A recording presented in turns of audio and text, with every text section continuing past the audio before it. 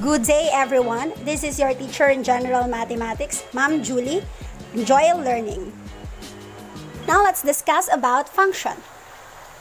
Let's define first what is relation. Relation is a relationship between two sets of informations represented by an ordered pairs. It has domain and range. Domain represents all components of x, while range represents all components of y. An x element which matches only one y element is also described as function. For function, it is well defined also or subtopic of a relation. Its member is first set of domain, first set or domain corresponding to exact one element of a range. Let's have an example. We have here an input and output machine. For an input, we have also known as domain or x component. As we input it into a function, it will produce an output which is also known as range or y component. Function can be represented through the following. It's either ordered pairs, equations, tables, or graphical form. So for ordered pairs, always remember that your domain cannot be repeated. Like for example, here in our ordered pairs, we have -3, 0, 4, and 5. It is known as function because it is not repeated.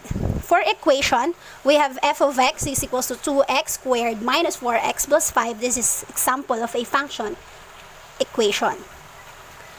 So for our graph, how do we know if it is function? We will use vertical line test. If the vertical line test don't touch twice on a graph, that is function. Like for example, this first example at the right corner, that is function because if you use vertical line test, it touches once in domain. For the second one, that is not a function. And for third one, obviously, it's also not a function. Now let's proceed to our example. Are you ready to evaluate the functions using the given value of x? Okay, let's have example number 1. F of x equals 3x plus 1. If our input for f of x is 5, so we have f of 5 equals 3 substitute by 5, which is our input, plus 1. So now simplify. We have 3 times 5. The answer is 15 plus 1. Then simplify. 15 plus 1. The answer is 16. So our input is 5 and our output is 16. That's all. Now let's have example number 2. Let's use same equation but different value of x. So if we have f of x equals 3x plus 1, then our new substitute value is x plus 2. Now substitute 3 times x, or the quantity of x plus 2 plus 1. Let's use distributive property of multiplication. We have 3 times x, the answer is 3x. While 3 times 2, the answer is 6 plus 1. Just copy plus 1. Then combine similar terms. For those numbers don't have similar terms, just copy. So 6 plus 1, the answer is 7. Now we have already our output. Our output is 3x plus 7. So now let's have another example with a different equation. If we have f of x equals x squared minus 2, what are the value of our output? So if we have an input of f of -1 equals, then substitute the value of x with -1, is open and close parentheses, -1, outside is squared, minus 2. Then -1 times -1, the answer is positive 1. Minus 2, just copy minus 2, then simplify.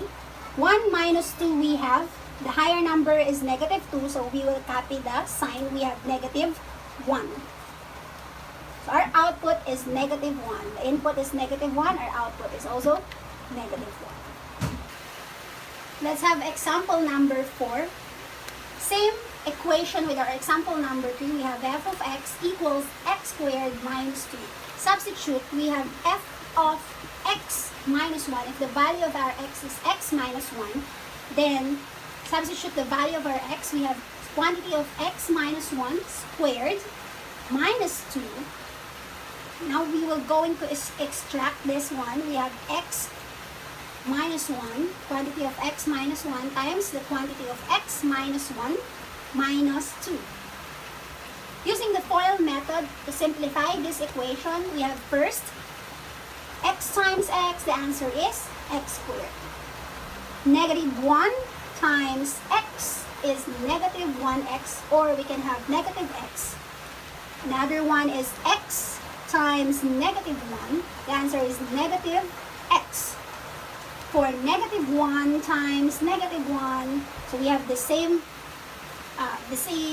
signs. So negative times negative is positive 1 minus 2. Let's copy minus 2. Now combine similar terms. We have x squared, and similar terms negative x times plus negative x, or we have negative 2x.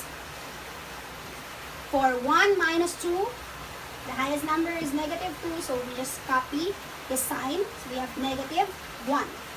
Now this is our output for our input x minus 1, and the final answer is x squared minus 2x minus 1. Let's have our activity. Are you excited to have our activity?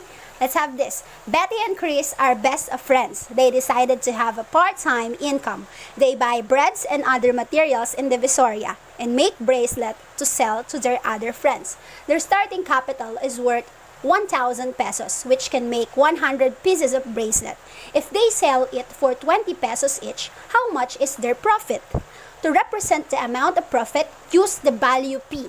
We use N for the number of pieces of bracelet made and a constant of 1,000 pesos for the capital. The equation for this situation represented by P equals 20N minus 1,000. Now these are the things that you are going to do. Write the given, solve for the amount of profit, show your solution, write it on the piece of paper, then send it to Canvas. Include in your piece of paper your name and your section. You can send it on my account, which is Julie Capistrano. Thank you, and God bless you all.